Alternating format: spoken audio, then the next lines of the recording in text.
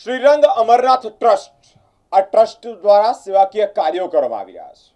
સેવાકીય કાર્યોની સાથે સાથે કેટલાક ધાર્મિક કાર્યો પણ થઈ રહ્યા છે। અમરનાથ ખાતે એક વિશેષ મહાભંડારાનું આયોજન કરવામાં આવ્યું અને તેના ઉપલક્ષમાં વડોદરા શહેરના સંસ્કારીજનો અને તેના યુવકો જ્યાં ત્યારે સેવા આપવા જવાના હોય અને તે વેળાએ ગત રોજ એટલે કે 20મી તારીખના રોજ સોમા તળાવ ખાતેથી ખાદ્ય સામગ્રી ભરવામાં આવી રહી છે। આ ટ્રક ખાતે જ્યારે ખાદ્ય સામગ્રી ભરવામાં આવી રહી છે ત્યારે કાર્યકર્તાઓમાં ઉત્સાહ પણ જોવા મળી રહ્યો છે। આ એક વિશેષ સેવાનું કાર્ય, એક ધાર્મિક કાર્ય જે માટે વડોદરા શહેરના યુવાનો તત્પર છે। આ ટ્રસ્ટ દ્વારા એક સેવાકીય કાર્યકર્તાની સાથે જ ખાદ્ય સામગ્રી ટ્રકમાં ભરી અને રવાના થઈ છે। ઓમ નમઃ શિવાય। શ્રીરંગ અમરનાથ ટ્રસ્ટ ડભોઈ વાઘોડિયા રોડ વડોદરા છેલ્લા 3 વર્ષોથી અમરનાથ યાત્રામાં યાત્રીઓ માટે પહેલગામમાં સેવા આપતું હતું।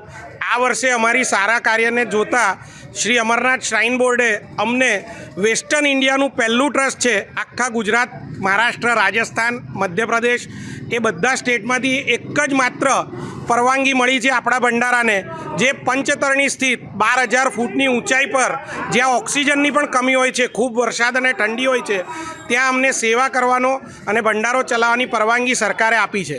અમારો હેતુ એ છે કે ગુજરાત અને સરાઉન્ડના લોકો જે આવે છે એમને ત્યાં ગુજરાતી ભોજનો કે વેસ્ટર્ન ઇન્ડિયામાં ચાલતા ભોજનો જે સિંગ તેલ, કપાસિયા તેલ કે પછી ઘઉંના લોટની રોટલી એ બધી વસ્તુઓ નથી મળતી, તો અમે એ પૂરી પાડીએ છીએ જેનાથી સાત્વિક ભોજન યાત્રીઓને મળી રહે। આપણા વેસ્ટર્ન ઇન્ડિયાની પૂર્ણ દેશમાંથી આવતા બધા જ યાત્રીઓને સારામાં સારું ભોજન અને નાસ્તાની વ્યવસ્થા તથા રહેવા તથા મેડિકલની બધી જ સુવિધાઓ અમે ત્યાં પૂરી પાડવાના છે। આશરે અમારા 100થી 125 સેવાદારો જઈ રહ્યા છે। એ 2 તબક્કામાં જશે।